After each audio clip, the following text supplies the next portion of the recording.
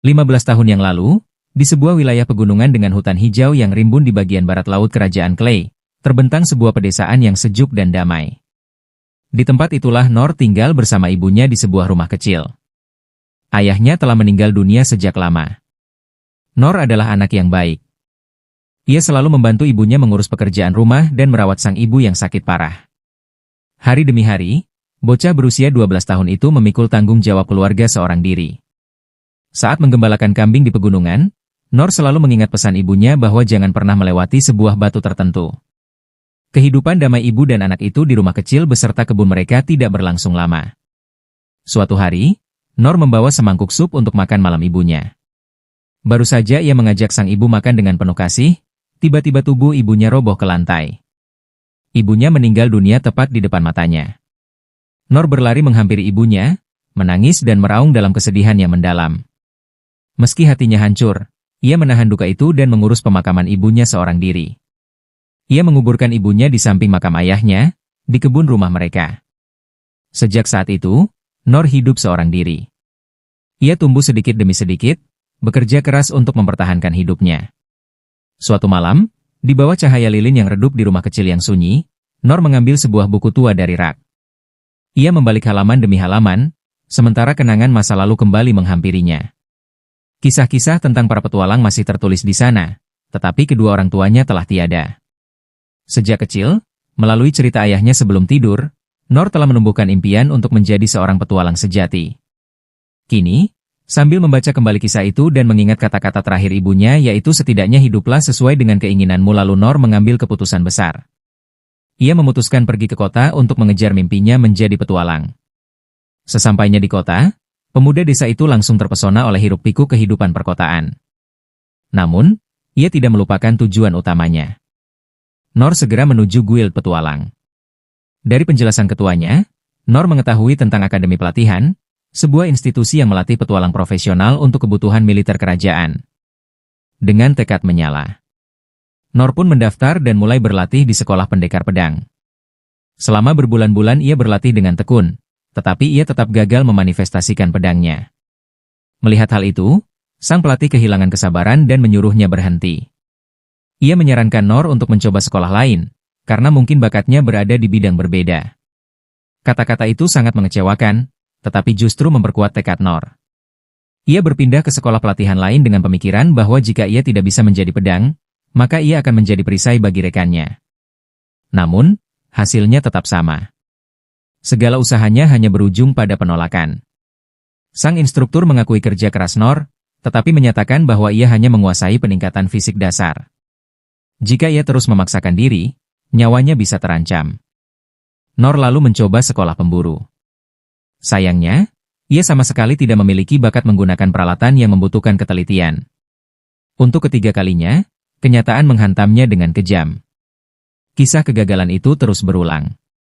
Dari sekolah pencuri, penyihir, hingga pendeta, Nor selalu gagal. Ketika ia kembali ke tempat pertama, ketua guild terkejut karena Nor belum menguasai satupun kemampuan yang layak. Ia memang telah mencoba semua kursus singkat selama 3 bulan di berbagai bidang, tetapi hanya mempelajari keterampilan paling dasar. Dengan rasa iba, ketua guild menyatakan bahwa dalam kondisi seperti itu, ia tidak bisa mendaftarkan Nor sebagai petualang. Dalam perjalanan pulang ke pegunungan yang sudah dikenalnya, Nor berteriak penuh keputusasaan bahwa dirinya tidak memiliki bakat apapun. Meski demikian, tekad besarnya tidak pernah padam. Ia tetap berlatih setiap hari tanpa henti. Setelah 3 tahun berlalu, kemampuannya meningkat pesat secara fisik, meskipun ia tetap tidak mempelajari keterampilan baru. 10 tahun kemudian, bocah 12 tahun itu telah tumbuh menjadi seorang pemuda bertubuh besar dan sehat. Sekali lagi, Nor kembali ke kota. Ia melangkahkan kakinya menuju tempat lama untuk mendaftarkan diri sebagai petualang dan mengejar impian seumur hidupnya. Banyak hal telah berubah. Guild petualang kini memiliki seorang pegawai wanita muda di bagian resepsionis untuk membantu ketua guild yang telah menua. Saat pegawai baru itu hampir mengatakan bahwa Nor tidak bisa mendaftar karena setelah melihat profilnya yang penuh dengan keterampilan dasar dan seorang pria tua yang dikenalnya dari masa lalu melangkah maju. Awalnya, pria tua itu tidak mengenali Nor karena tubuhnya telah tumbuh besar dan penampilannya banyak berubah. Namun, begitu ia menyadarinya, ia langsung gembira. Dalam perbincangan mereka, Nor memperoleh pemahaman yang lebih jelas tentang sistem peringkat petualang. Para petualang diklasifikasikan berdasarkan tingkat kemampuan, mulai dari peringkat tertinggi S hingga peringkat terendah E. Meski Nor memiliki banyak keterampilan dasar, ia tetap tidak memenuhi syarat bahkan untuk peringkat E, karena petualang peringkat tersebut harus menguasai setidaknya 2 kemampuan yang layak. Sementara itu, Nor tidak memilikinya. Saat impian menjadi petualang terasa seperti angan-angan yang mustahil terwujud, sang pria tua mengungkapkan sebuah fakta lain. Di bawah peringkat E, ternyata masih ada peringkat F. Namun, para petualang peringkat F hanya diperbolehkan menerima misi di dalam kota dan dipandang sebagai lapisan terbawah dalam masyarakat. Meski begitu, Nor tetap bersikeras mendaftar sebagai petualang peringkat F. Sang pria tua menganggap keputusan itu bodoh, karena pekerjaan peringkat F sangat berat, masih dikenai potongan biaya perantara, dan penghasilannya pun sangat kecil. Namun, Nor tidak gentar. Saat menggenggam lisensi petualangnya untuk pertama kali, Nor merasakan kebahagiaan yang luar biasa. Sejak hari itu, ia menjadi sangat aktif dan rajin menyelesaikan berbagai misi. Berkat keterampilan dasar yang ia pelajari dari banyak sekolah selama bertahun-tahun, ia mampu menyelesaikan tugas-tugasnya dengan baik. Di luar jam kerja, Nor tetap berlatih tanpa henti. Suatu ketika, setelah menyelesaikan pekerjaannya di lokasi konstruksi, Nor mendengar teriakan minta tolong dari arah sebuah gua di kejauhan. Tanpa ragu, ia segera berlari menuju sumber suara itu. Setibanya di sana, ia terkejut melihat seekor monster raksasa merayap keluar, memancarkan niat membunuh yang mengerikan. Di depan matanya sendiri, Nor menyaksikan beberapa petualang mengorbankan nyawa mereka demi menghentikan monster tersebut. Saat makhluk itu hendak menghabisi seorang gadis, Nor segera melemparkan batu untuk mengalihkan perhatiannya. Ia kemudian menggunakan teknik pedang gaya Prancis yang telah ia latih dengan susah payah selama bertahun-tahun untuk melawan monster itu. Setelah pertarungan sengit, Nor berhasil melindungi gadis yang ketakutan dan mengalahkan monster tersebut. Gadis itu melangkah maju untuk mengucapkan terima kasih dan menanyakan namanya. Namun, Nor hanya berkata bahwa orang sepertinya tidak pantas disebutkan, lalu pergi begitu saja. Ia tidak menyadari bahwa gadis yang baru saja ia selamatkan adalah Putri Lien. Meski meraih kemenangan, Nor menyadari satu hal pahit, bahkan monster tingkat rendah yang muncul di dalam kota saja hampir merenggut nyawanya. Kesadaran itu membuatnya bertekad untuk berlatih lebih keras. Sementara itu, para petualang yang tersisa membersihkan jasad monster dan menguburkan para prajurit yang gugur. Putri Lien berlutut di samping makam mereka, mengungkapkan rasa terima kasihnya kepada para pengorbanan yang telah melindunginya. Tak lama, Ines tiba di lokasi khawatir akan sang putri. Saat keduanya berbincang, Dalken muncul dan meminta Putri Lien segera kembali ke istana. Ia menyampaikan bahwa Yang Mulia Pangeran Rain ingin menemuinya secepat mungkin. Setelah mendengar laporan Putri Lien, Pangeran Rain memperoleh informasi tentang monster yang menyerangnya. Makhluk itu adalah Minotaurus, monster peringkat rangka yang berasal dari Abyss. Yang mengejutkan, monster tersebut dipanggil tepat di tengah kota. Dari situ, Dalken menyimpulkan bahwa dalangnya pasti manusia. Penyelidikan lebih lanjut, yang dilakukan oleh penyihir suci Oaken, menemukan penyebabnya. Sebuah cincin di tangan seorang pedagang yang telah tewas. Cincin itu tertanam batu sihir dengan kemurnian sangat tinggi, yaitu kualitas yang tidak mungkin diperjualbelikan di pasar biasa. Berdasarkan aura sihir yang terpancar, Lord Oaken menebak asal batu tersebut berasal dari kekaisaran sihir di Lodat, kerajaan musuh. Tujuan mereka bukan hanya membunuh Putri Lien, tetapi juga memancing kerajaan Clay untuk menyatakan perang.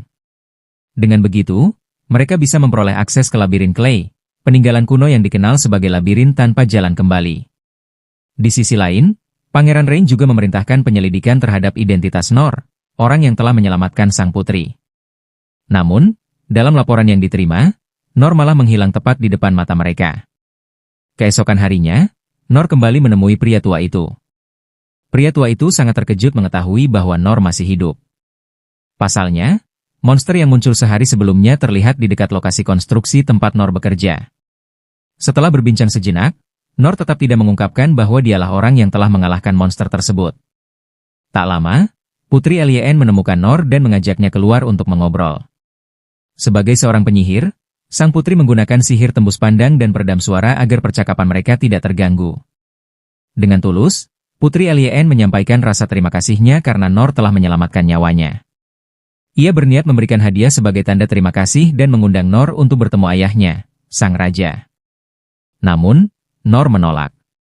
Melihat keteguhan hati sang putri, Nor teringat pada dirinya sendiri di masa lalu, saat ia bersikeras mengikuti berbagai pelatihan meski terus gagal. Akhirnya, hatinya melunak dan ia menyetujui permintaan Putri Lien. Sesampainya di istana, Nor tertegun melihat kemewahan di kerajaan. Di sepanjang lorong, mereka saling memperkenalkan diri. Namun, sejak melewati gerbang istana hingga mendekati ruang audiensi, dua penjaga kerajaan, Ines dan Gilbert, menunjukkan sikap dingin dan tidak ramah terhadap tamu sang putri. Selama berada di istana, Nor sama sekali tidak menyadari bahwa ia akan menghadap raja dan pangeran. Karena ketidaktahuannya, ia melakukan beberapa tindakan yang dianggap kurang sopan. Nor sendiri tidak terlalu memedulikan hadiah atau kehormatan yang ia inginkan, hanyalah segera pulang dan membersihkan diri setelah dibawa ke istana oleh Putri Lien. Meski berulang kali menolak hadiah berharga berupa emas, harta, bahkan wilayah kekuasaan, Nor akhirnya menerima sebuah pedang dari sang raja. Raja mengatakan bahwa pedang itu hanyalah benda yang kebetulan ia temukan. Dalam perjalanan pulang, salah satu pengawal Putri Lien mendatangi Nor untuk meminta maaf atas sikap kurang pantas yang ditunjukkan saat penyambutan. Ia mengucapkan terima kasih atas jasa Nor. Ketika pengawal itu menyebutkan namanya, Nor teringat sesuatu, tetapi memilih untuk tidak mengatakannya.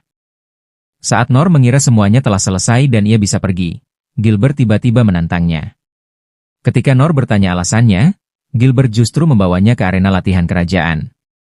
Dalam duel itu, Gilbert menunjukkan kekuatannya, termasuk jurus terkuatnya, Dragon Glaive. Namun, Nor mampu menghindari semua serangan tersebut tanpa terluka. Anehnya, Nor sama sekali tidak menyadari kekuatannya sendiri. Ia justru mengira Gilbert sengaja menahan diri demi menjaga wibawa di hadapan bawahannya. Setelah berhasil menghindari Dragon Glaive, Nor mengakui kekalahan. Ia yakin Gilbert belum menggunakan kekuatan penuhnya. Namun, setelah Nor pergi, Gilbert dan para bawahannya kaget. Lantai arena penuh dengan cekungan besar dan jejak kekuatan Nor saat secara tidak sadar menggunakan penguatan fisik dan teknik kaki ninja. Menyadari bahwa dirinya gagal mengalahkan Nor, Gilbert duduk terdiam, mengenang perjalanan latihannya sendiri. Sejak pertama kali menggenggam tombak, Gilbert sadar bahwa dirinya berbakat. Dari desa ke kota, dari manusia hingga monster, tak ada yang mampu mengalahkannya. Namun, justru karena itu, ia selalu diliputi kejenuhan. Bahkan saat dianugerahi gelar bangsawan Santo Tombak, ia tidak merasakan kebanggaan. Yang selalu ia cari hanyalah lawan yang sepadan, seperti gurunya dahulu. Gurunya pernah berkata bahwa suatu hari akan muncul seseorang yang lebih kuat darinya. Dan kini, orang itu telah muncul, yaitu Nor. Dalam pandangan Gilbert, Nor adalah sosok yang aneh. Ia tidak tertarik pada hadiah besar yang ditawarkan raja, berdiri jujur dan tanpa rasa takut di hadapan penguasa, serta mampu menghindari jurus terkuatnya.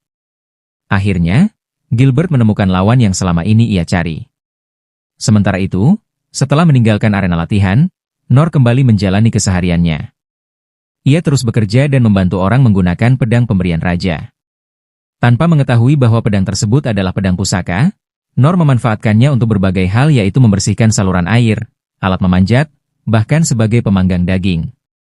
Suatu hari, saat Nor duduk termenung memikirkan kegunaan lain dari pedang itu, Putri Lien kembali menemuinya. Dengan wajah penuh kesungguhan, sang putri menyampaikan keinginannya untuk menjadi pendamping Nor. Namun, Nor selalu menganggap dirinya terlalu lemah. Karena itu, ia menolak membuktikan kemampuannya maupun menerima pengakuan dari sang putri. Untuk meyakinkannya, Putri Lien justru memperlihatkan serangkaian kemampuan luar biasa. Ia menampilkan Ichikle Dance Hein, salah satu sihir es terkuat. Lalu Long Dao, teknik rahasia dari jalur pencuri yang diajarkan oleh Santo tersembunyi, Karl. Terakhir, ia memperagakan Divine Blast, teknik tingkat Santo dari aliran pendekar pedang. Lalu Nor malah merasa tidak memiliki apapun yang bisa ia ajarkan kepada sang putri. Untuk membuat Putri Lien menyerah dan menyadari kelemahannya sendiri, Nor memperagakan teknik Titvi. Setelah menyaksikan teknik itu, Putri Lien terdiam dan berpikir. Ia membandingkannya dengan teknik Titvi yang pernah diperagakan oleh Guru Oaken, juga dengan kemampuannya sendiri. Meski telah berlatih bertahun-tahun, teknik yang ia kuasai hanya mampu menciptakan bola api kecil. Sementara milik Nor menghasilkan bola api raksasa dengan stabilitas sempurna. Sejak saat itu, kekaguman Putri Lien terhadap Nor justru semakin besar.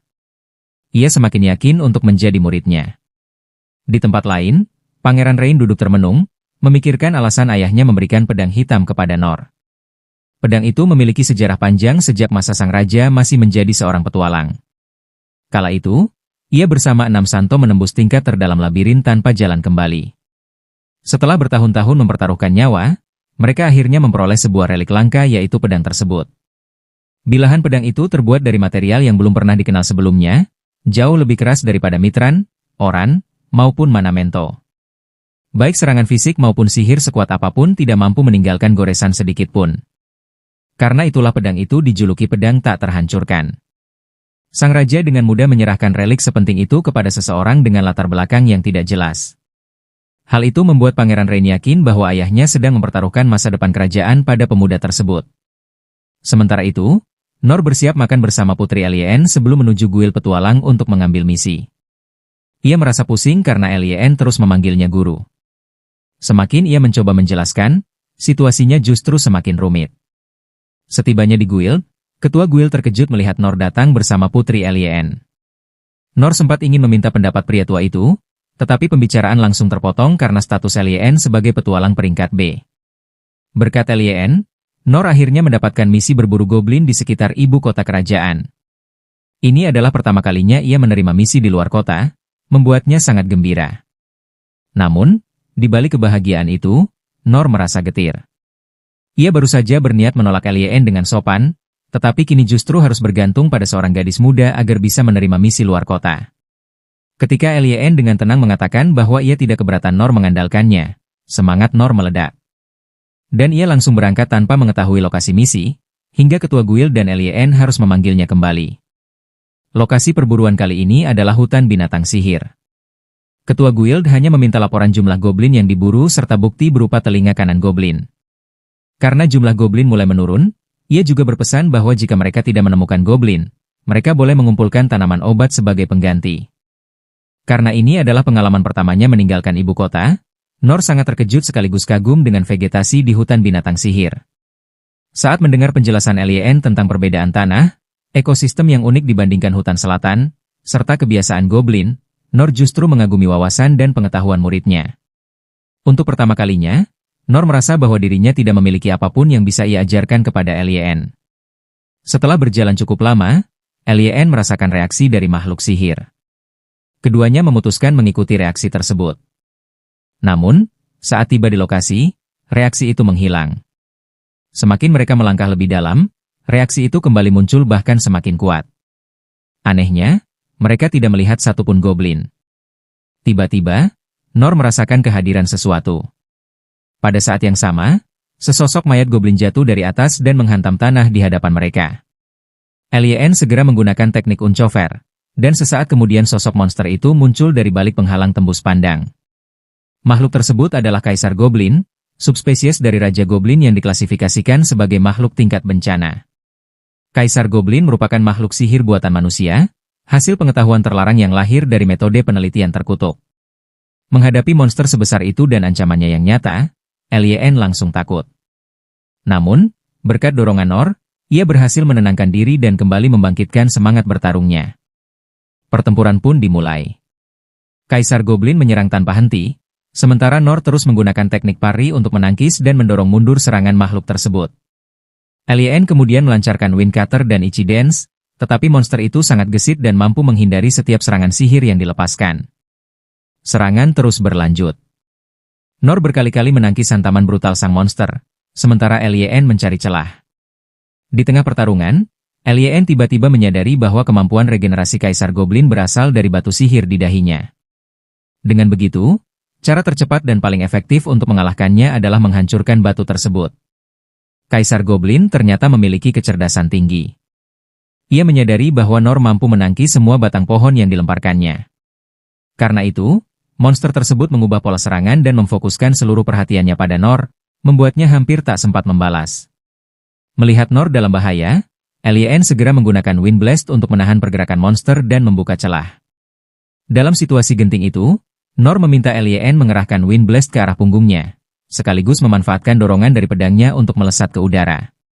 Dengan memanfaatkan momentum, Nor mengaktifkan penguatan fisik dan teknik kaki ninja untuk meningkatkan kekuatannya. Berkat koordinasi sempurna antara guru dan murid itu, Nor berhasil menghantam dan melepaskan batu sihir dari dahi Kaisar Goblin. Makhluk itu meraung kesakitan, kehilangan kendali hingga mengamuk membabi buta. Tanpa ragu, Lien mengakhiri pertarungan dengan melontarkan bola api besar yang membakar habis tubuh monster tersebut. Laporan mengenai kemunculan Kaisar Goblin segera disampaikan kepada Pangeran Rain, bersama dengan batu sihir bermurni tinggi yang berhasil diamankan. Dari analisis tersebut, Rain menyadari bahwa monster itu berasal dari negara suci Midra. Ia bingung dan bertanya bagaimana makhluk sekuat itu bisa muncul di wilayah kerajaan.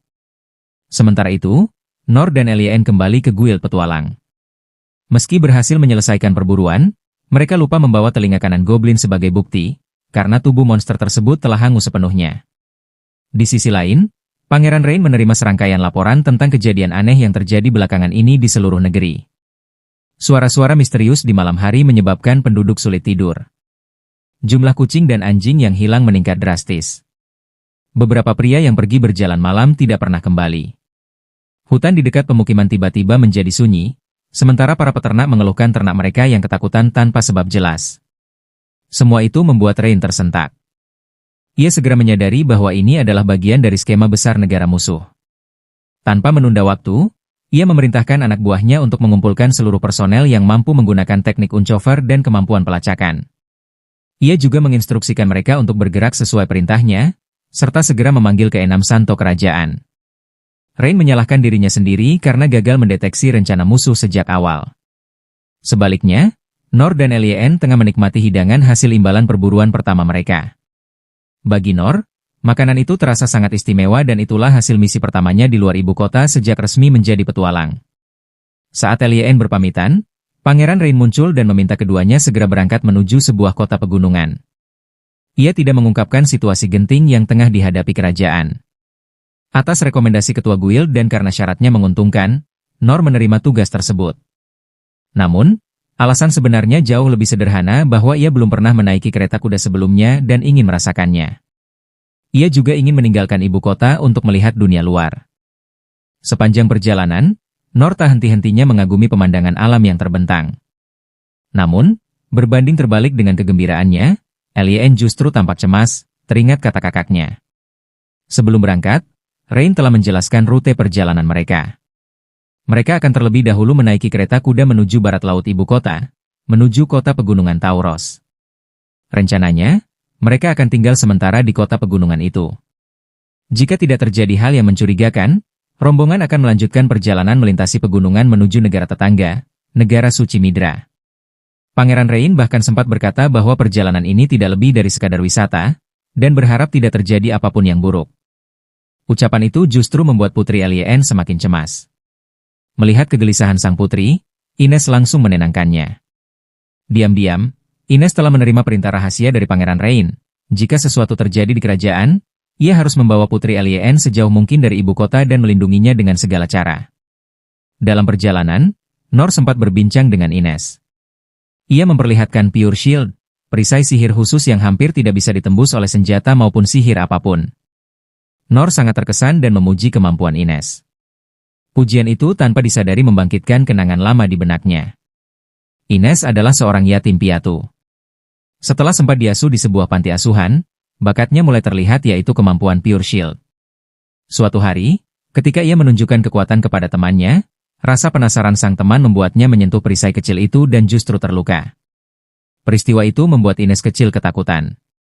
Ia kemudian dibawa menghadap para pengelola institut dan diminta mendemonstrasikan kekuatannya. Guru Oaken segera menyadari bahwa kemampuan tersebut adalah anugerah langit yaitu kekuatan langka dalam sejarah, dengan potensi untuk memotong apapun, bahkan mampu menghancurkan sebuah negara. Sejak saat itu, Ines diterima sebagai murid Santo Perisai Dandon dan mulai menjalani pelatihan ketat untuk mengendalikan kekuatannya. Namun, ketakutan akan melukai orang lain tak pernah meninggalkannya. Ines tumbuh dalam kesendirian. Dalam ingatannya, nama Nor seringkali muncul saat ia mengikuti perburuan monster bersama Santo Dandon. Ketika jumlah monster terlalu banyak dan pasukan kewalahan, sang guru kerap bergumam, andai Nor ada di sini.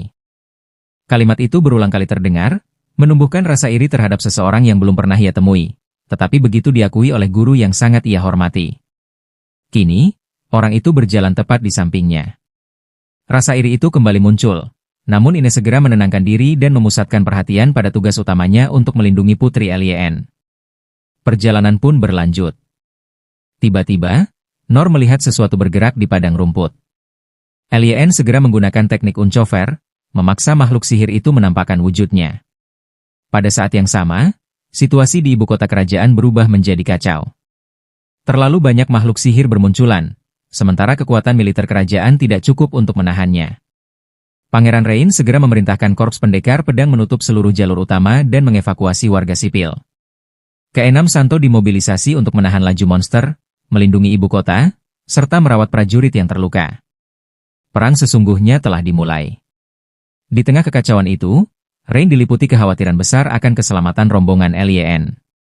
Sementara itu, di sisi lain, sesaat setelah Lyn menyingkirkan lapisan tembus pandang tingkat tinggi, seorang bocah dari ras sihir kehilangan kendali atas makhluk yang ia manipulasi. Begitu kesadarannya pulih, monster tersebut justru berbalik menyerang sang bocah. Makhluk itu adalah naga kematian hitam. Tanpa ragu, Nor langsung berlari ke depan untuk melindungi bocah tersebut, meskipun Ines berusaha menghentikannya karena bahaya yang mengancam. Dalam pertarungan sengit itu, naga kematian hitam memuntahkan racun mematikan dalam jumlah besar. Racun tersebut mengenai Nor, perlahan merusak tubuhnya dan membuatnya kehilangan kendali. Lyn hendak menerobos maju untuk menolong, tetapi Ines menahannya. Ia berkata bahwa Lyn adalah harapan terakhir keluarganya. Meski tubuhnya telah diracuni parah, ia tetap maju dan melanjutkan pertarungan. Tindakan Nor bukanlah keberanian bodoh tanpa pikir panjang. Itulah sosok yang selalu Ines bayangkan dan seseorang yang akan berdiri melindungi orang lain, bahkan jika harus mengorbankan nyawanya sendiri. Namun, meski tekadnya tak tergoyahkan, Nor kembali dihantam oleh serangan monster dan terhempas ke tanah. Di saat yang sama, terungkap kenyataan pahit tentang bocah dari ras sihir itu. Mereka selama ini dikurung oleh manusia di penjara gelap, dianggap sebagai anak terkutuk karena dilahirkan dengan kekuatan terlarang dan kemampuan untuk mengendalikan makhluk sihir. Makanan mereka adalah sesuatu yang mengerikan, bahkan lebih buruk daripada pakan ternak.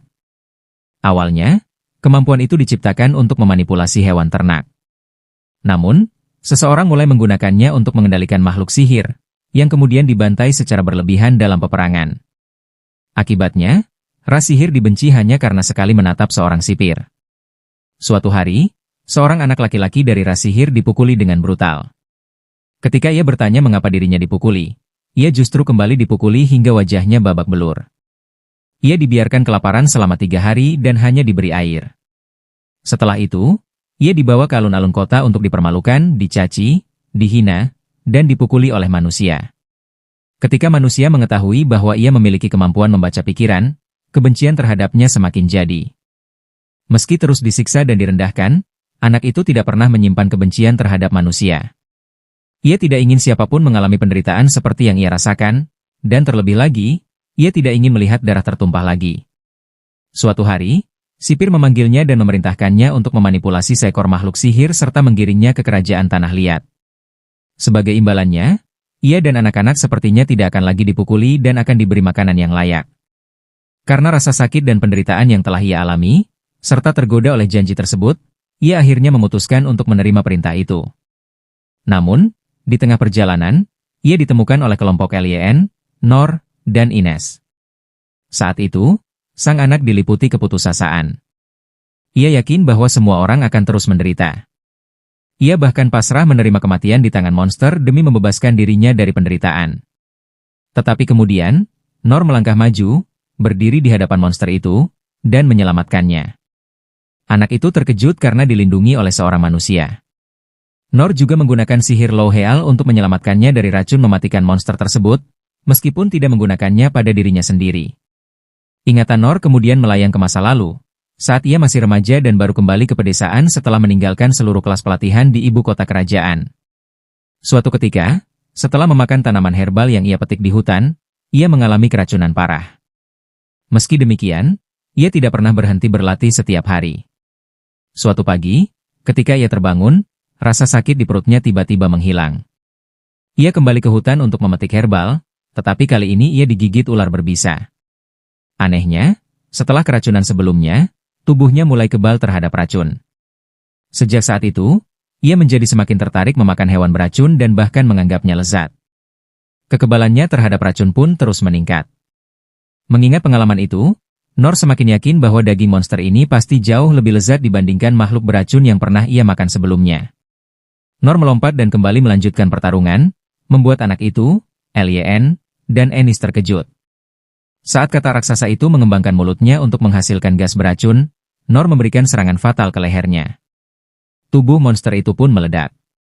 Ketika anak itu berkata bahwa ia sebenarnya telah berjanji untuk menggiring monster tersebut ke dalam kota, cara berpikir Nor yang sederhana justru menimbulkan kesalahpahaman. Ia mengira monster itu adalah barang besar atau sumber makanan bagi kota. Karena itu, Nor merasa sangat menyesal dan berulang kali meminta maaf kepada anak tersebut karena telah membunuhnya. Nor juga merasa kagum ketika anak itu mengungkapkan bahwa ia memiliki kemampuan untuk mengendalikan makhluk sihir. Namun, saat anak itu dengan ketakutan mengakui bahwa dirinya adalah bagian dari ras sihir, Nor justru memikirkan hal yang sangat sederhana. Ia membayangkan betapa bergunanya kemampuan itu dan meminta ternak membantu bertani, menyuruh burung merpati mengantar surat, atau tidak perlu khawatir lagi terhadap serangan anjing liar di malam hari. Semakin ia memikirkannya, semakin Nor mengagumi kemampuan tersebut. Ia mengakui bahwa kemampuan anak itu sangat berguna. Mendengar dirinya diakui sebagai sosok yang berguna, anak ras sihir itu akhirnya menangis. Sejak lahir, tidak pernah ada seorang pun yang mengakui atau membutuhkan dirinya. Bagi Nor, anak itu adalah seseorang dengan kemampuan yang akan membuat orang lain iri, tetapi justru meremehkan dirinya sendiri. Nor mendekat, menepuk kepala anak itu dengan lembut, lalu menghibur dan menyemangatinya dengan tulus. Pada saat yang sama, Ennis dan Lyn segera berlari mendekat untuk memastikan keadaan. Mereka sangat terkejut ketika mengetahui bahwa Nor mampu menahan racun. Lyn tahu betul bahwa racun yang dihasilkan monster tersebut bukanlah racun biasa, melainkan gas beracun yang sangat mematikan bahkan mampu mengikis tanah. Satu-satunya kemampuan yang membuat Nor kebal terhadap racun adalah Holy Air, energi suci yang ditempa melalui jiwa dan tubuhnya, layaknya seorang saint. Kemampuan ini serupa dengan Holy Breath milik guru mereka, yaitu tingkatan tertinggi dari pelatihan luar biasa. Lyn pun terkejut ketika mendengar Nor mengatakan bahwa anak itu telah berjanji membawa monster ke kota. Saat interogasi berlangsung, Ennis hanya perlu satu tatapan untuk menyadari bahwa anak tersebut adalah seorang budak. Ketika Nor menanyakan namanya, mereka mengetahui bahwa anak itu bernama Rollo. Lyn merasa malu dan menyesal atas pemikirannya yang sempit. Ia sadar bahwa selama ini dirinya hanya melihat ras yang dicap kejam oleh rumor, bukan seorang anak yang tidak memiliki tempat untuk pulang. Karena itu, Lyn meminta Ines agar mengizinkan Rollo ikut bersama mereka. Namun, Ines menolak. Negara tujuan mereka, negara suci Midra, melarang ras sihir untuk memasuki wilayahnya. Meski demikian, jika Rollo ditinggalkan sendirian, peluangnya untuk bertahan hidup hampir tidak ada. Saat semua orang masih ragu, sebuah suara pria tiba-tiba terdengar. Nama itu seharusnya telah lama dianggap mati. Pria tersebut datang untuk membawa Rollo pergi, dengan nada bicara yang sama sekali tidak ramah. Pria berambut putih itu bergerak sangat cepat. Ia mencabut pisaunya dan melesat ke arah Rollo, namun serangannya langsung diblokir oleh Nor dengan pedangnya. Tanpa berhenti, pria itu terus menyerang sambil menyatakan niatnya untuk membunuh Rollo. Serangan demi serangan dilancarkan dengan kecepatan cahaya, semuanya mengarah ke Rollo, tetapi selalu berhasil ditahan oleh Nor. Melihat kejadian itu, Lyn sama sekali tidak memahami apa yang sedang terjadi. Kedua pria tersebut bergerak terlalu cepat untuk bisa diikuti dengan mata biasa. Ines tetap berada di sisi Lyn, melindunginya dengan waspada. Pria misterius itu terus menggerutu, mengeluhkan betapa mengganggunya orang yang berdiri di hadapannya. Ia kembali bergerak secepat kilat dan mengayunkan serangan mematikan ke arah kepala Nor. Tebasan itu sangat kuat, membuat Nor sempat terhuyung. Nor menyadari bahwa kekuatan serangan tersebut jauh lebih besar daripada hantaman monster raksasa yang sebelumnya ia kalahkan. Bahkan, setelah tebasan itu, bilah senjata pria tersebut pecah. Namun, ia terus menyerang tanpa henti, membuat Nor hanya mampu bertahan dengan insting semata. Gelombang kejut dari bentrokan mereka begitu dahsyat hingga tidak seorang pun bisa mendekat. Ines berdiri di depan, menggunakan pure shield-nya untuk melindungi Lyn. Dari penampilannya, Ines akhirnya mengenali pria berambut putih itu. Ia adalah Yaru, mantan petualang peringkat S. Sosok yang bahkan membuat keenam Saint merasa waspada. Guru Aken pernah menceritakan bahwa Yaru telah mempelajari teknik alkimia Draken sejak usia muda dan memperoleh gelar Dragon Slayer pada usia 13 tahun. Namanya kemudian dikenal luas, dan ia dengan cepat mencapai puncak dunia petualang. Namun, di balik bakatnya yang luar biasa, Yaru juga menjadi target perburuan. Ia tidak selalu menggunakan kekuatannya untuk tujuan yang benar. Dalam catatan resmi, ia pernah membantai 36 orang dari rombongan pedagang Sarenza. Guild petualang pun berusaha mencabut gelarnya, tetapi selalu gagal karena kontribusinya yang besar, termasuk memburu makhluk sihir tingkat bencana. Karena kontroversi seputar gelarnya, kasus Yaru dibiarkan terbuka tanpa keputusan akhir. Ia bersedia menerima komisi apapun selama bayarannya sepadan. Bahkan, ia pernah mengikuti perintah klien untuk menghancurkan satu pasukan penuh dan membunuh seluruh keluarga kerajaan sebuah negara. Yaru tidak memiliki konsep baik dan jahat. Banyak petualang mencoba menantangnya demi hadiah besar atas kepalanya, tetapi hasilnya selalu sama, yaitu tumpukan mayat. Ia terus menyerang Nor tanpa henti hingga hampir seluruh pisaunya hancur.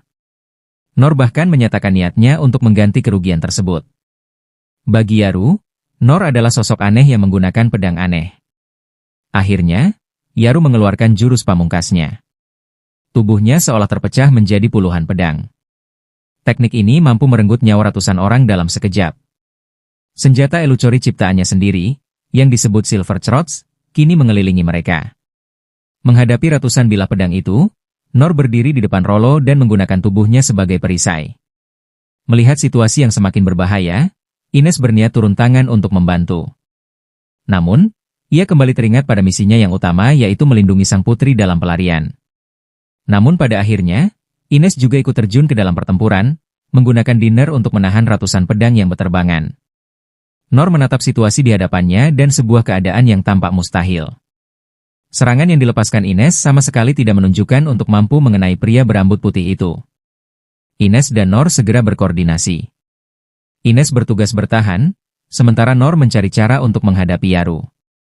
Dari pengamatannya, Nor menyadari bahwa pedang terbang itu bergerak ke segala arah, seolah-olah memiliki kehendak sendiri. Berdasarkan pengalamannya mengejar kawanan burung yang terbang lebih cepat dari itu, serta menghadapi cakar monster yang baru saja ia kalahkan, Nor mendapatkan sebuah ide. Ia meminta Ines untuk meniadakan perisai di depannya. Ketika Ines memberi isyarat, Nor langsung menggunakan physical enhancement dan teknik lemparan batu, melemparkan sisa cakar monster untuk menghantam Silver Throats hingga pecah dan jatuh ke tanah. Ines sangat terkejut melihat akurasi dan kekuatan lemparan Nor. Koordinasi keduanya berjalan nyaris sempurna. Pada saat bilah pedang Yaru hampir menusuk mata Ines, Nor bereaksi seketika dan menepi serangan itu. Kecepatan reaksi Nor bahkan membuat Yaru terkejut. Meski pedang yang digunakan Yaru terbuat dari adaman, senjata itu tetap hancur sepenuhnya saat berbenturan dengan kekuatan Nor. Setelah serangkaian serangan cepat, Yaru akhirnya menyadari keanehan pedang yang dipegang Nor. Akhirnya, Yaru setuju untuk menghentikan pertarungan.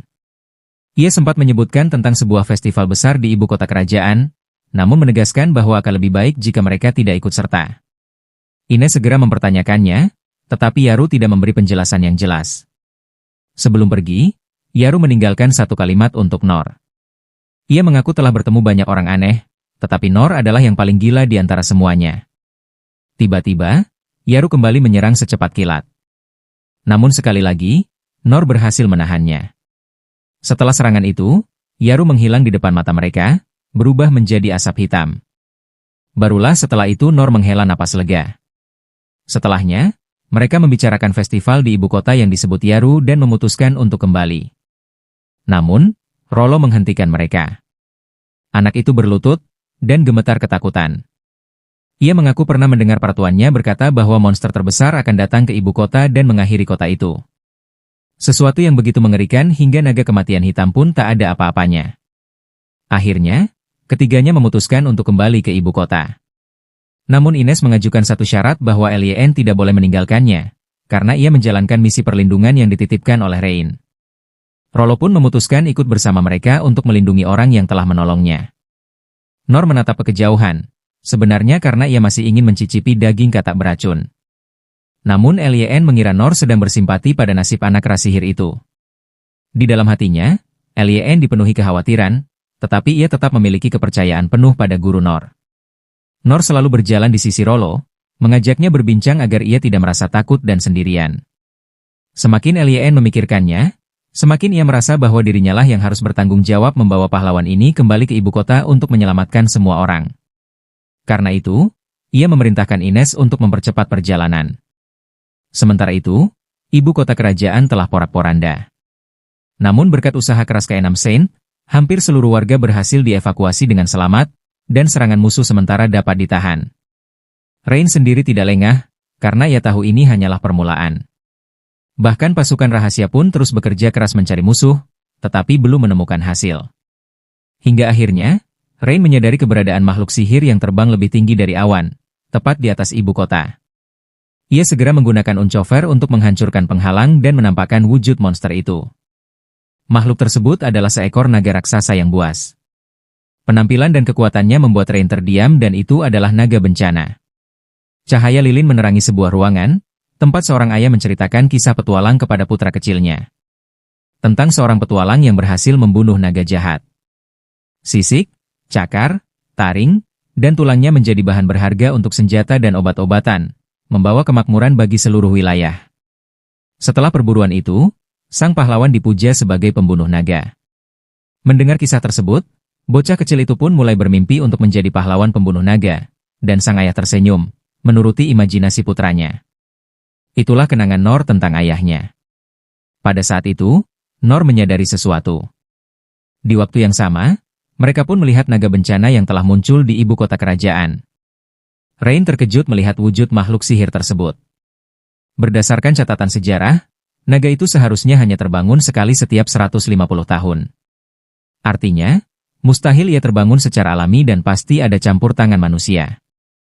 Rain tidak bisa mempercayai kenyataan bahwa kekaisaran musuh tega memanfaatkan monster seperti ini dalam peperangan antar manusia.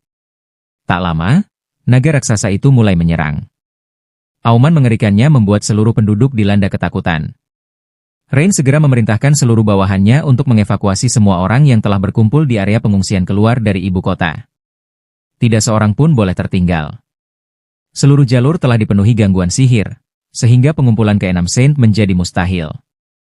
Pengawal Glitter datang untuk mengevakuasi Yang Mulia Raja, namun sang raja menolak.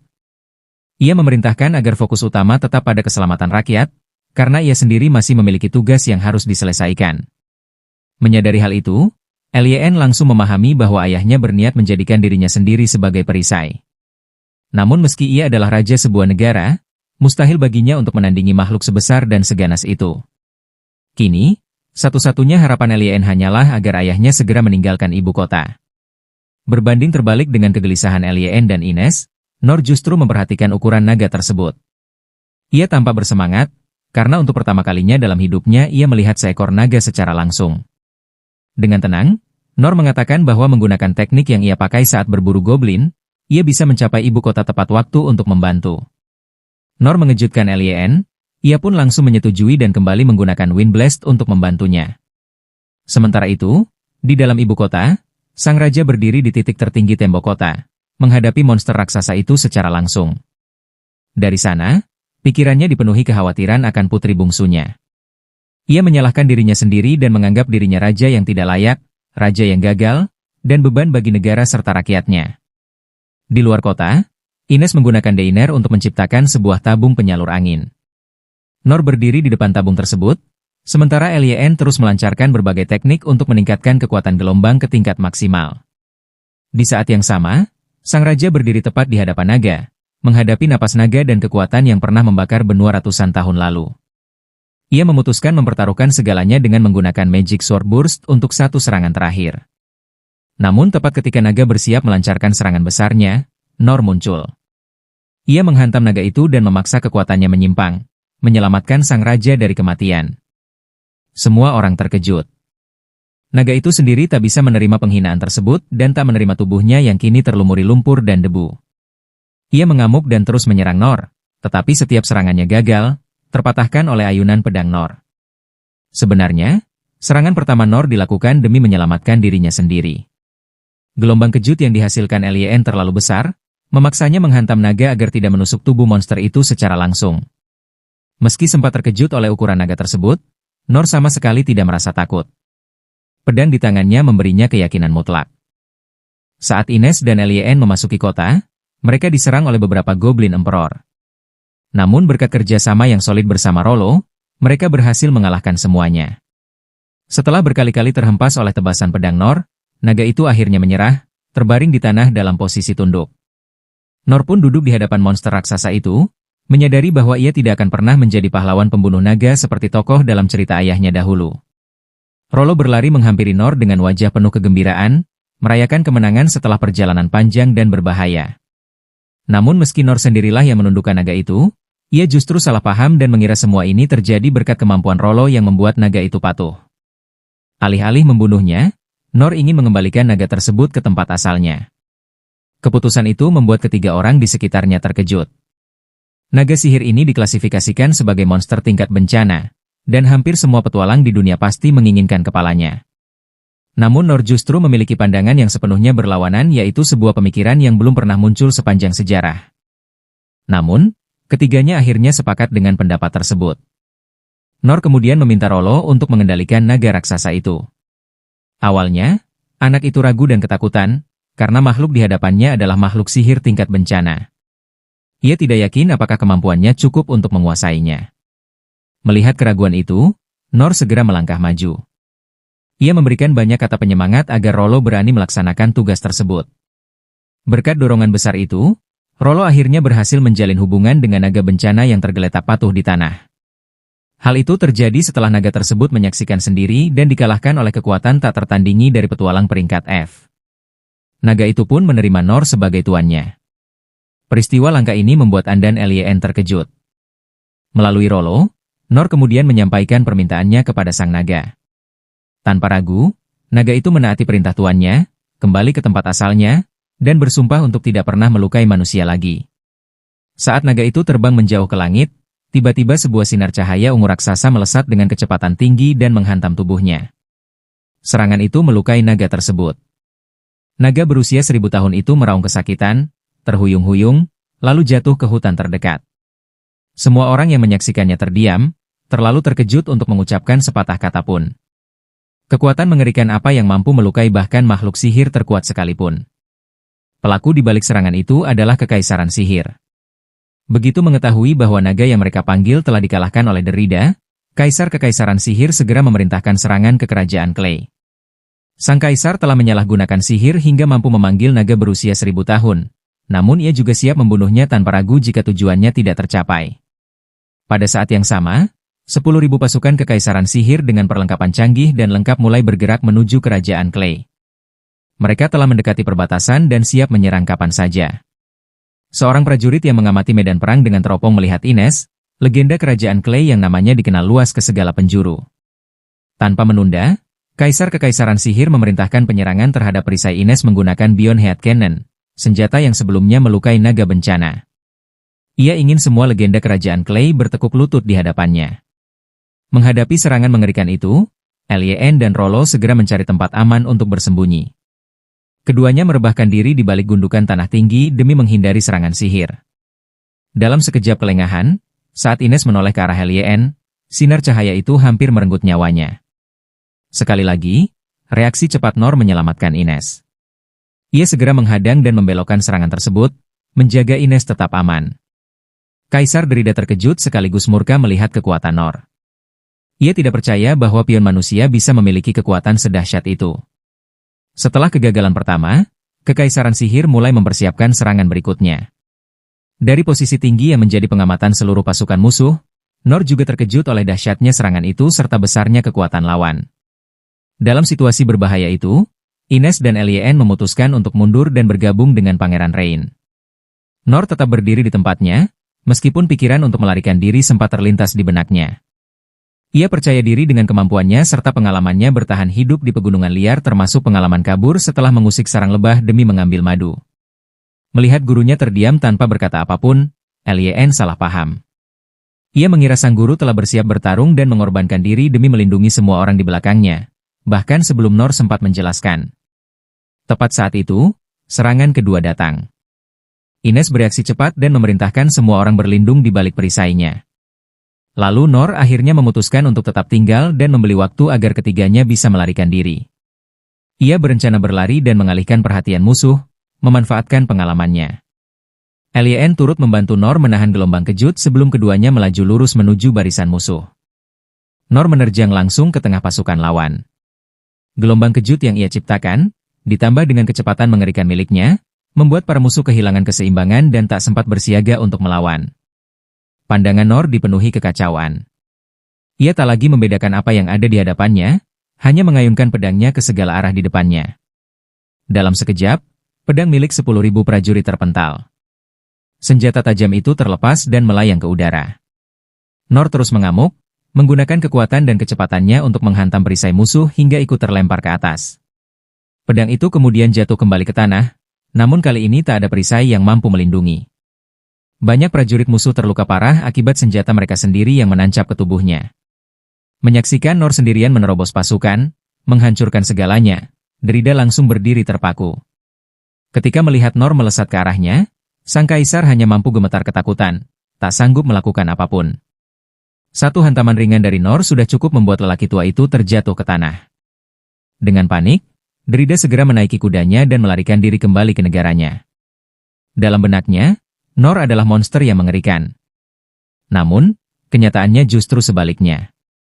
Nor sendiri terkejut melihat penampilan Derida yang mencolok, sambil berpikir bahwa, dilihat dari manapun, lelaki itu hanyalah seorang pria tua biasa yang sama sekali tidak tampak berbahaya. Meski begitu, Nor segera mengingatkan dirinya bahwa ini bukan saatnya melamun.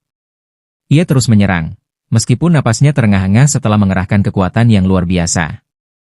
Tiba-tiba, Nor menyadari bahwa Derida terus menatapnya. Ia sempat bertanya apakah pria tua itu mengetahui identitas aslinya. Nor mendekat, berniat bertanya. Namun, sosok tubuh Nor yang menjulang tinggi dengan pedang bertengger di bahunya justru membuat sang kaisar ketakutan setengah mati. Derida menarik pedangnya dengan tangan gemetar, dan ia bahkan tak mampu menggenggam senjatanya dengan benar. Melihat keadaan itu, Nor yakin ia tak perlu lagi menepis pedang tersebut. Ia berlari melewati pria tua itu dan mengayunkan pedangnya dengan kekuatan mengerikan. Dalam satu tebasan, seluruh perlengkapan militer tercanggih milik musuh hancur lebur. Nor sama sekali tidak menyadari bahwa pria tua berkilauan itu adalah raja musuh. Ia terus bertanya dalam hati mengapa seseorang setua itu berada di medan perang dan mengapa ia tampak sama sekali tidak berbahaya. Dengan suara gemetar, Derida akhirnya bertanya mengapa Nor tidak membunuhnya. Mendengar itu, Nor baru menyadari bahwa pria tua tersebut mengira dirinya berniat merenggut nyawanya. Ia pun berpikir bahwa dengan penampilannya sekarang dan pedang di tangannya, wajar jika ketakutan itu muncul. Nor menancapkan pedangnya ke tanah dan berbicara dengan nada menenangkan, meminta pria itu agar tidak takut. Dalam hatinya, Nor yakin bahwa senyum tulus penuh niat baik seharusnya mampu meredakan kecemasan orang lain. Namun, senyum itu justru memberikan efek sebaliknya. Melihat wajah pemuda yang masih dipenuhi aura pembunuhan tepat di hadapannya, Derida segera meloncat ke atas kuda dan kabur menyelamatkan diri. Ketika semuanya tampak telah berakhir, tubuh Nor tiba-tiba ambruk. Dan pandangannya mengabur, dan ia tak lagi bisa melihat sekeliling dengan jelas. Ia menyadari bahwa dirinya telah mencapai batas. Dalam benaknya, terlintas penyesalan karena terlalu ceroboh menyerbu sendirian ke tengah pasukan musuh. Nor mengalami pendarahan hebat dan kembali dikepung oleh lawan. Saat matanya terpejam, kesadarannya perlahan menghilang. Dalam samar pendengarannya, ia menangkap suara mantra. Sesaat kemudian, hujan anak panah jatuh dari langit, menghujam pasukan musuh. Nor segera mengenali teknik itu adalah sihir milik mantan pelatihnya. Tak lama, Dragon Glaive milik Robert menyapu medan perang, menerbangkan sisa pasukan musuh. Gilbert menatap sekeliling dengan keterkejutan, tak menyangka kehancuran yang telah Nor ciptakan sendirian. Ketika Gilbert melihat Holy Red, ia sempat menyalahkan dirinya sendiri karena datang terlambat. Pada saat itu, Holy Red belum menyadari bahwa Nor adalah nomor. Ia mengucapkan terima kasih atas jasanya dan mengatakan bahwa mereka akan menangani sisanya. Korps ke-6 ibu kota kerajaan tentu akan kehilangan muka jika mereka tidak mampu membereskan sisa pertempuran. Dengan satu gerakan saja, Thousand Blade milik Master Red disertai gelombang kejut yang luar biasa kuat menyapu bersih musuh yang jumlahnya bagaikan semut. Nor hanya bisa duduk terpaku, matanya terbelalak menyaksikan kekuatan mengerikan itu. Ia teringat bahwa teknik tersebut pernah diperagakan Master Red kepadanya saat ia mengikuti pelatihan singkat di sekolah pedang, ketika usianya baru 12 tahun. Itulah kekuatan yang dulu sangat ia dambakan, yaitu kekuatan seorang pendekar sejati. Dari kejauhan, Saint Claes dan Master Oaken juga mengamati jalannya pertempuran. Saint Claes mengeluh bahwa Red seakan tak pernah berhenti membunuh. Oaken hanya tertawa kecil dan menjawab. Dalam pertempuran melawan ribuan musuh seperti ini, kematian tak bisa dihindari. Sen kemudian mengingatkan Oaken untuk bersiap, karena mereka akan segera datang. Oaken tentu tidak mau melewatkan kesempatan. Ia melantunkan mantra dan membentuk satuan penyihir. Dari tanah, sulur-sulur tanaman sihir menjulur ke atas, mengikat para perwira dan prajurit musuh hingga tak mampu bergerak. Tak lama, dari kejauhan tampak badai pasir raksasa mendekat. Itu adalah pasukan yang dipimpin oleh Sen dan Don, sang santo perisai. Bentrokan besar pun tak terelakkan.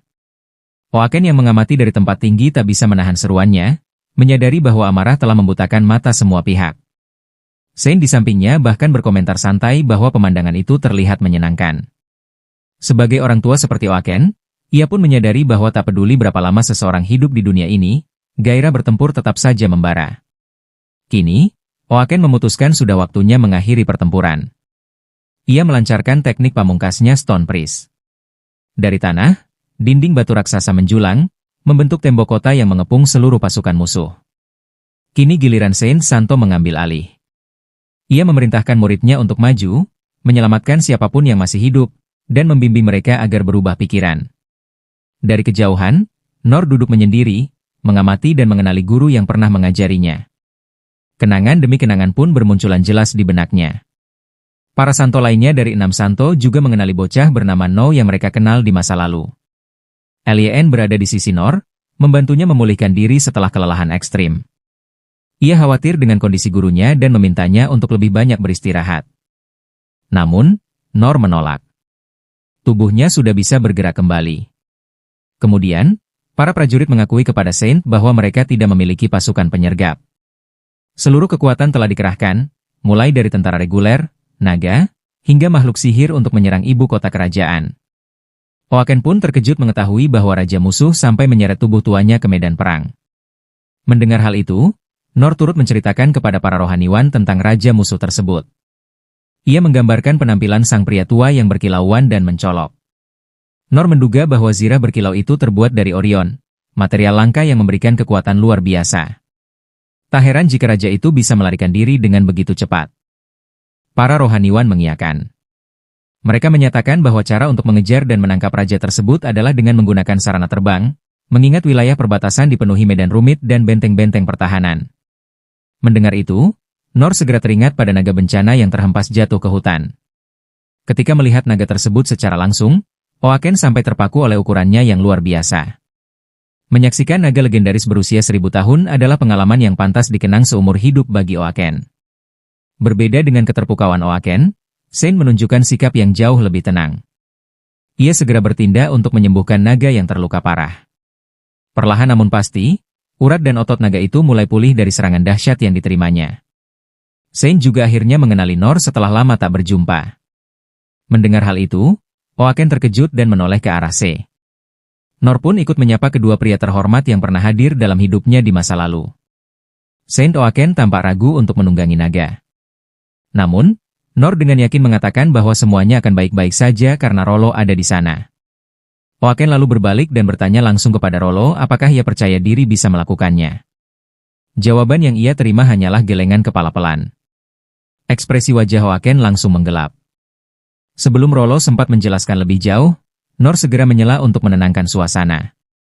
Ia tetap bersikeras bahwa sosok yang telah menjinakkan naga itu adalah Rollo, bukan dirinya, tanpa memberi kesempatan pada bocah itu untuk menceritakan keseluruhan kebenaran. Pada saat yang sama, naga tersebut telah sadar sepenuhnya. Ia mengaum keras, dipenuhi amarah dan hasrat untuk membalas dendam. Oaken hanya bisa kagum dan menaruh hormat bahwa Rollo mampu menundukkan naga sejauh ini, hingga makhluk itu bersedia mematuhi perintah. Sekali lagi Rollo mencoba menjelaskan, tetapi Nor kembali memotong ucapannya. Melalui hubungan mental mereka, Rollo menyampaikan bahwa naga bencana ingin segera berangkat. Nor lalu bertanya siapa saja yang siap berangkat dengan cepat. Lien menjadi yang pertama mengajukan diri. Akhirnya diputuskan bahwa mereka akan berangkat bersama. Rollo bertugas berkomunikasi dengan naga. Lien melindungi Rollo. Saint Se memantau kondisi naga. Pendeta pencuri mengambil peran pengintaian dengan kemampuan siluman, sementara sang pangeran ikut serta untuk keperluan negosiasi. Meskipun sangat takut pada ketinggian, Nor tetap memutuskan untuk menunggangi naga. Ia tak mungkin membiarkan Rollo pergi sendirian, sehingga dirinya tak punya alasan untuk tinggal. Saat melihat ayah dan kakaknya masih selamat, Lien tak mampu menyembunyikan kebahagiaannya. Ia berlari dan memeluk keduanya dengan erat. Sementara itu, Ines berlutut, siap menerima hukuman apapun dari Pangeran Rain karena kembali tanpa membawa sang putri ke Midra. Namun, yang terjadi justru sebaliknya. Sang pangeran ikut berlutut dan berterima kasih kepada Ines karena telah melindungi adiknya dengan baik. Atas kepercayaan raja, keputusan strategi di wilayah musuh diserahkan sepenuhnya ketika mereka tiba di negeri kekaisaran. Ia juga meminta Nor untuk melindungi kedua anaknya. Dengan nada tulus, sang raja meminta maaf karena telah membebani Nor dengan begitu banyak permintaan. Naga pun terbang tinggi ke angkasa. Perjalanan dimulai. Dari kejauhan, Santo Perisai Dandon dan Master Red memandangi Nor yang telah tumbuh begitu kuat. Keduanya menyadari bahwa keinginan mereka untuk menerima dan mengajarinya bertahun-tahun lalu ternyata lebih didorong oleh kepuasan pribadi semata. Bagi Red, mengingat pemandangan saat No mengalahkan musuh begitu ia tiba di medan perang, rasa malu semakin menyesakkan dadanya. Ia pun bertekad untuk melatih dirinya kembali dari awal, menyadari betapa belum dewasanya dirinya selama ini. Wilayah perbatasan adalah tempat yang gelap dan suram, diselimuti awan hitam tebal dan sangat bertolak belakang dengan langit cerah kerajaan Clay. Semua orang memusatkan perhatian untuk menemukan Derrida. Dari udara, Lien melihat sesuatu bergerak dengan kecepatan tinggi. Itu adalah Derrida yang tengah melarikan diri. Demi keselamatan semua pihak, mereka harus menghadapi raja musuh di luar ibu kota kekaisaran, karena lapisan pertahanan kota mampu mendeteksi keberadaan sihir siluman. Situasinya sangat genting. Mereka harus menangkap raja musuh secepat mungkin. Perang yang sesungguhnya dimulai dari titik ini. Pada saat itu, Ines angkat bicara dan meminta izin Pangeran Rain untuk menghancurkan apapun yang menghalangi mereka, menembus lapisan pertahanan kekaisaran agar jalur mundur tetap terbuka. Rain menyetujui permintaan tersebut. Ines segera melepaskan serangan ke arah tembok kota, menghancurkan pertahanan dan membersihkan jalan. Lien dan Rain bertekad untuk menentukan hasil pertempuran ini. Lien menatap sekeliling. Semua orang yang berkumpul di sana memiliki kekuatan yang sulit dibayangkan. Namun, ia sama sekali tidak menyadari bahwa Nor sebenarnya ketakutan terhadap ketinggian. Derrida akhirnya melarikan diri kembali ke kota dalam keadaan compang-camping. Begitu gerbang kota terbuka, pemandangan kekaisaran sihir langsung tersaji di hadapan mereka. Ruang kota dipenuhi pipa-pipa besi raksasa yang saling bersilangan. Seluruh negeri seakan kehilangan warna.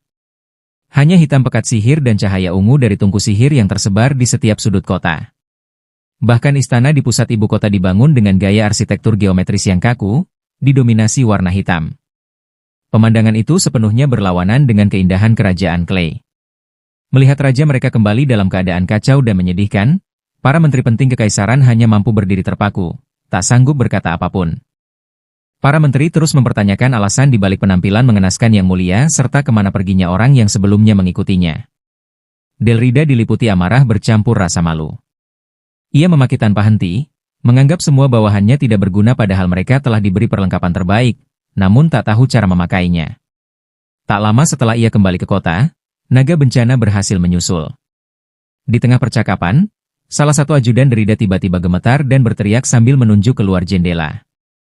Ia hanya mampu melotot, tak tahu harus berbuat apa. Sang raja sama sekali tidak menduga hal ini terjadi. Ia tak pernah membayangkan naga bencana akan muncul kembali. Dalam benaknya, naga raksasa itu seharusnya telah tewas oleh satu tembakan senjata bion miliknya. Perlahan, Derrida memulihkan ketenangannya. Pemimpin kekaisaran sihir itu menduga bahwa naga tersebut telah disembuhkan. Itu seharusnya mustahil. Namun tiba-tiba ia teringat pada Saint Clays. Sosok yang ia juluki iblis ahli penyembuhan. Pikiran lain pun muncul dan satu-satunya pihak yang mampu mengendalikan makhluk sihir hanyalah ras sihir. Dari sana, Derrida langsung teringat pada Roots, orang yang memanipulasi ras sihir sekaligus sosok yang telah menyebabkan banyak luka fisik dan mental pada Rollo. Amarahnya meledak. Ia berbalik dan menanyai ajudannya tentang keberadaan Roots. Namun ternyata Roots telah lama melarikan diri dan kembali ke Serenia. Diliputi murka, Derrida mencengkeram keras salah satu ajudannya, berteriak mengapa ia membiarkan Roots pergi begitu saja. Padahal, kebebasan itu diberikan oleh Derrida sendiri. Panglima tentara pun angkat bicara, berusaha menenangkan sang raja. Namun, sifat diktator Derrida kembali muncul. Ia menuntut bawahannya segera melakukan apapun untuk menghentikan makhluk raksasa di luar sana. Ketika sang raja memakinya sebagai orang bodoh, wajah sang panglima mengeras. Meski demikian, ia tetap menjawab singkat, "Siap," lalu pergi dengan untuk menghadapi naga bencana. Ia memerintahkan pasukannya menggunakan kiros.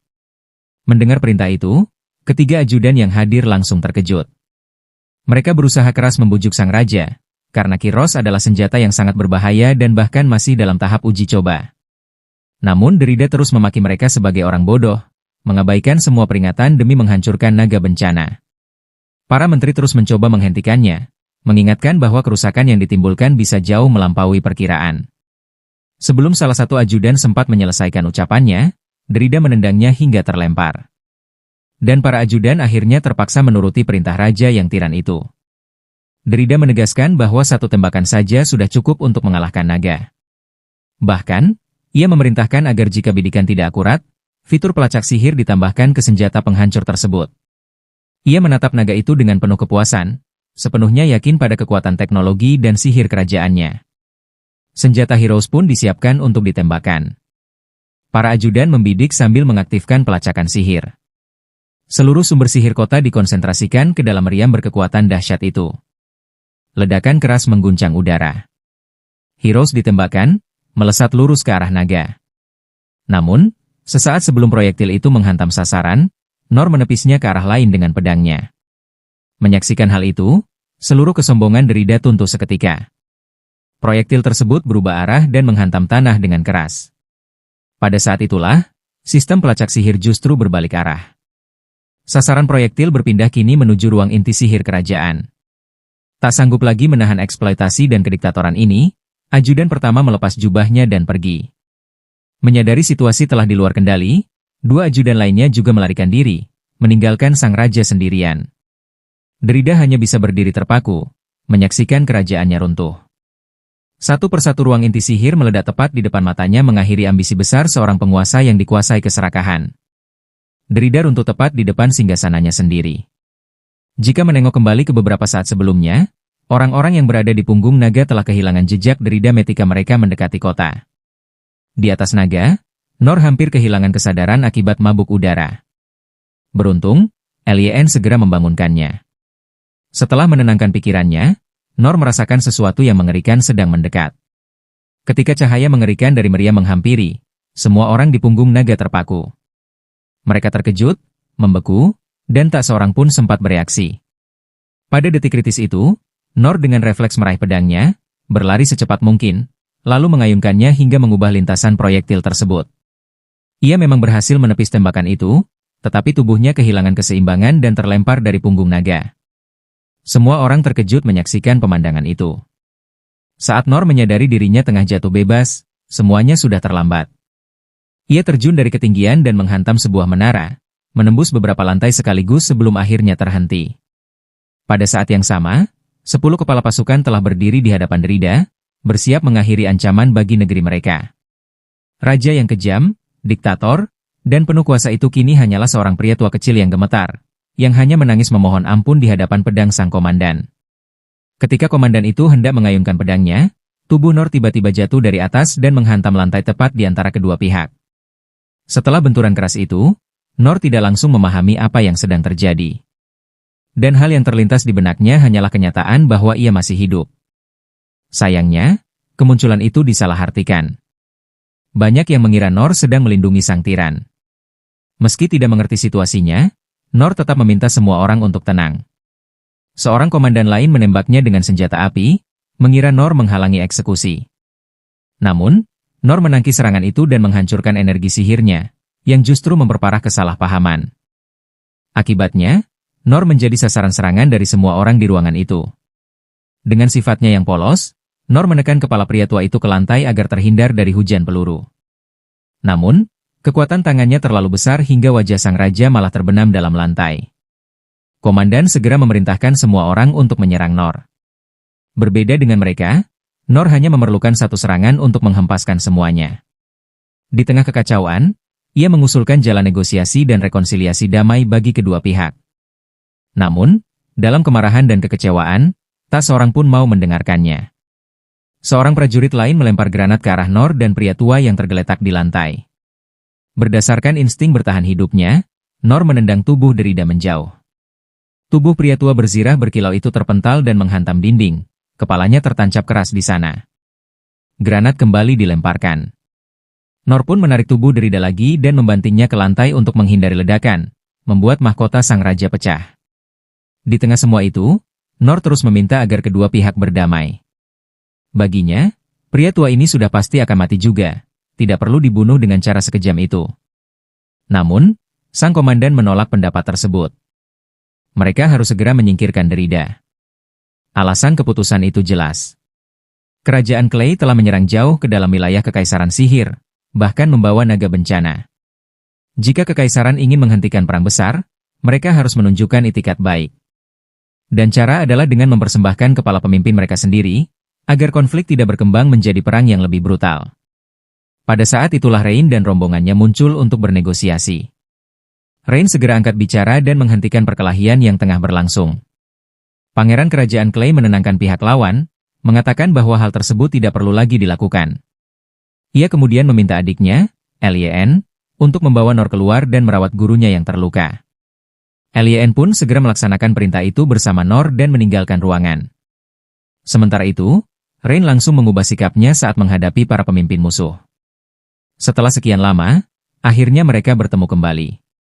Dengan tenang, Rain meminta 10 kepala pasukan untuk menurunkan senjata mereka. Awalnya, Rain berniat berbicara langsung dengan Derida. Begitu melihat Rain, raja tua itu hanya mampu menangis dan memohon ampun. Rain sendiri memang berencana untuk menyelamatkannya. Mendengar hal itu, lelaki tua yang meringkuk di samping singgasana langsung berseri-seri. Namun, Rain segera angkat bicara. Jumlah orang yang hilang di kerajaan Clay mencapai 23 orang. 19 diantaranya terjebak di dalam rumah yang runtuh. 13 orang tewas terbakar. Korban luka akibat reruntuhan bangunan berjumlah 38 orang. Selain itu, 127 orang tewas dengan mengenaskan dan tubuh mereka hancur hingga tak berbentuk akibat binatang buas yang dilepaskan ke dalam kota. Itulah total korban jiwa yang jatuh di kerajaan Clay akibat pertempuran yang disebabkan oleh Derida. Raja tua yang telah gagal itu masih dengan angkuh bertanya, lalu kenapa? Mengingat Rain sebelumnya mengatakan akan mengampuni nyawanya. Rain tidak menyangkal ucapannya. Namun, ia menegaskan bahwa nyawa Derida hanya akan diselamatkan jika ia bersedia menanggung seluruh penderitaan yang telah dialami rakyat kerajaan Clay. Sang pangeran kemudian menyebutkan bahwa perang akan diakhiri sebagai bentuk kompensasi antara kedua negara. Meski begitu, dari semua orang yang hadir, Derida masih tidak memahami apa yang sebenarnya akan ia alami.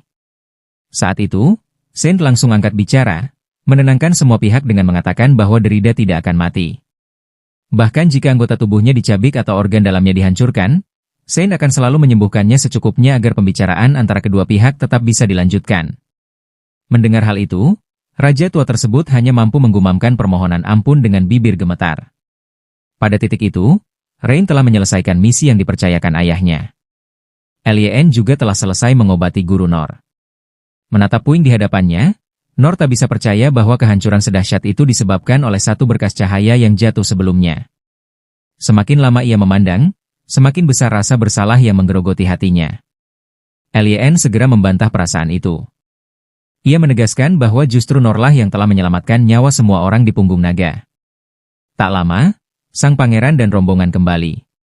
Segalanya telah diselesaikan. Mulai saat itu, kedua pihak sepakat untuk fokus pada pemulihan pasca perang. Nor merasa perang ini berakhir terlalu cepat bahkan tidak sampai 1 hari. Derida akhirnya mengundurkan diri secara sukarela. Tahta kerajaan diserahkan kepada keponakannya yang masih berusia 10 tahun. Karena sang penerus masih terlalu muda, maka dibentuklah sistem wali pemerintahan. 10 kepala yang sebelumnya ditemui Nor ditunjuk sebagai wali bagi raja baru. Mereka juga menyampaikan rasa terima kasih yang tulus kepada Nor. Berkat tindakannya yang menghentikan mereka, kerajaan terhindar dari perang saudara. Nor pun ingin membantu membersihkan puing-puing akibat perang. Namun saat itu, Rollo mengatakan bahwa naga bencana telah bosan dan ingin kembali. Akhirnya, semua orang kembali menunggangi naga tersebut. Dalam perjalanan pulang, Nor meminta Rollo agar menyuruh naga terbang lebih rendah karena ia takut ketinggian. Namun alien justru mengira permintaan itu adalah bentuk kepedulian Nor terhadap kerusakan di negeri sahabat. Mereka semua kembali dengan selamat. Misi pun dinyatakan selesai. Raja kemudian berniat memberi hadiah kepada Nor. Namun Nor hanya memiliki satu permintaan bahwa agar Rollo diizinkan hidup damai seperti warga kerajaan lainnya, dengan jaminan makanan dan pakaian yang layak. Akhirnya, Rollo bisa hidup dengan tenang. Untuk pertama kalinya, ia menikmati makanan yang pantas dan lezat. Air mata kebahagiaan mengalir di wajahnya saat menyantap hidangan tersebut. Perang telah berakhir, dan masyarakat mulai kembali ke ibu kota kerajaan. Semua orang bekerja sama membersihkan sisa kehancuran. Saat kembali ke ibu kota, Nor menatap sekeliling. Yang tersisa hanyalah rumah-rumah hancur, keluarga yang tercerai-berai karena kehilangan orang tercinta, serta mereka yang kehilangan tempat tinggal akibat perang. Nor masih meyakini bahwa guild seharusnya baik-baik saja dan tidak terlalu terdampak oleh perang. Namun, pada saat itu, papan tanda guild justru tergeletak tepat di kaki Nor. Saat memungut dan meneliti papan tanda itu, Nor teringat kembali pada hari 15 tahun lalu, ketika ia pertama kali datang ke tempat ini dengan mimpi menjadi seorang petualang. Kenangan jauh di benaknya perlahan menjadi jelas kembali. Tempat pertama yang ia ikuti sebagai pelatihan adalah sekolah pendekar pedang. Ia teringat sosok kecil dirinya sendiri, berdiri di hadapan jalur latihan yang penuh penderitaan dan kesulitan. Waktu pun berlalu. Dari hari ketiga hingga hari ke-10, Nor kecil tetap bertahan menjalani latihan berat itu tanpa menyerah. Suatu hari, dalam sesi latihan, Nor mengalami kecelakaan. Lengannya patah karena ia mengerahkan terlalu banyak tenaga saat mengayunkan bola besi. Namun, setelah mendengar dorongan dari Master Red, sorot matanya justru semakin dipenuhi tekad. Tekad itu adalah sesuatu yang belum pernah Master Red lihat sebelumnya dan sebuah kekuatan luar biasa. Karena Nor terus mengikuti dan memperhatikan setiap gerakannya, Master Red akhirnya memperagakan teknik terkuatnya di hadapan bocah itu. Nor memandangnya dengan penuh kekaguman. Teknik tersebut memiliki kecepatan yang nyaris mustahil ditangkap, bahkan bagi pendekar dengan tingkat kemampuan seperti Red. Namun, di luar dugaan sang guru, bocah berusia 12 tahun itu justru mampu menangkap ritme penggunaan teknik tersebut hanya dengan mata telanjang. Sejak saat itu, Master Red menyadari bahwa dengan bakat seperti itu, jika diajari dengan benar, kemampuan Nor bisa menyamai atau bahkan melampaui dirinya. Sayangnya, selama 3 bulan latihan keras, Nor hanya mampu menyerap teknik pari. Karena itu, sang guru akhirnya meminta Nor pergi dan mencari tempat pelatihan lain. Nor kemudian mengikuti pelatihan di sekolah prajurit. Setelah 2 bulan, kondisi fisik dan kekuatannya telah setara dengan para peserta lainnya. Bahkan pendeta yang mengawasi pelatihan tak menyangka seorang anak muda mampu bertahan sejauh itu.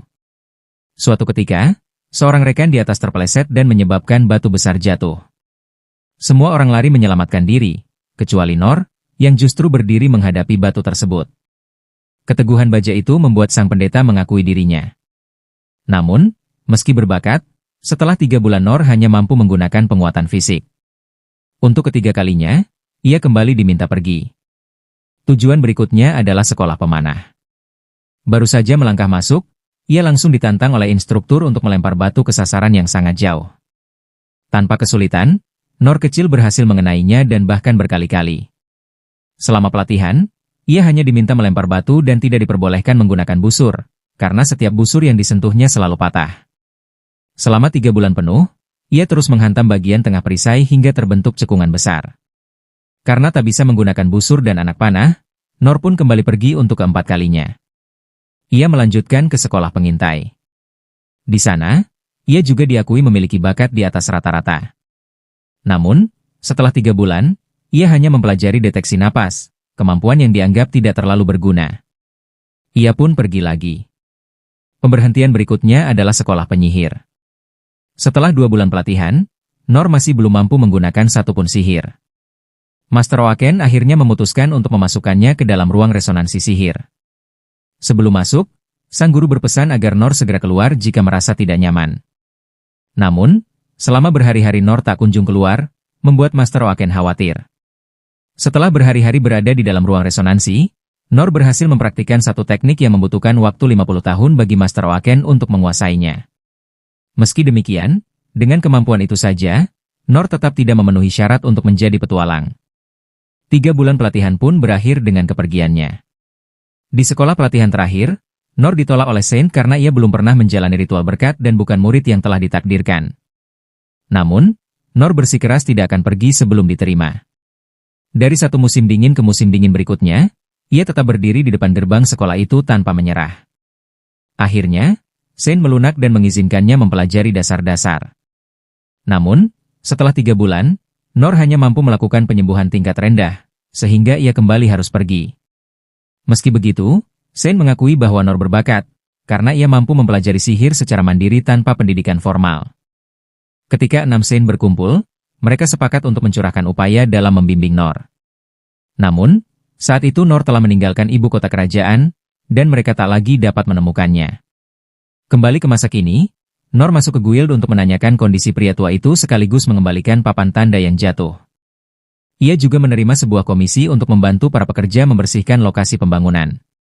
Menatap bulan di langit malam, Noor bergumam bahwa hari itu terasa sangat panjang, dengan begitu banyak hal yang terjadi yaitu perjalanan dengan kereta kuda, pertemuannya dengan Rollo, serta berkali-kali terhempas oleh sihir Lyn. Sementara itu, Sang Raja dan Pangeran Rain tengah membahas situasi. Mereka menyimpulkan bahwa pertempuran ini melibatkan negara suci Midra, dan menyadari bahwa hari damai sepenuhnya mungkin takkan pernah ada. Sang Raja memahami hal itu. Namun, ia juga yakin bahwa kerajaannya memiliki orang berbakat dan dapat dipercaya terutama Noor. Lyn turut membantu merawat para korban dan membagikan makanan. Secara kebetulan, ia bertemu Noor di lokasi pembangunan dan mendengar perutnya keroncongan. Lyn pun menawarkan sepotong roti kepadanya. Noor bekerja hingga keesokan paginya. Saat bersiap pergi, menara Lopcheng tiba-tiba runtuh. Namun, Noor bereaksi tepat waktu dan berhasil menyelamatkan 1 nyawa. Meski memiliki banyak pencapaian dan kekuatan yang tak tertandingi, Noor tetap tidak menganggap dirinya sebagai petualang sejati. Di dalam hatinya, ia terus memelihara mimpi yang telah ia genggam sejak masa kanak-kanak.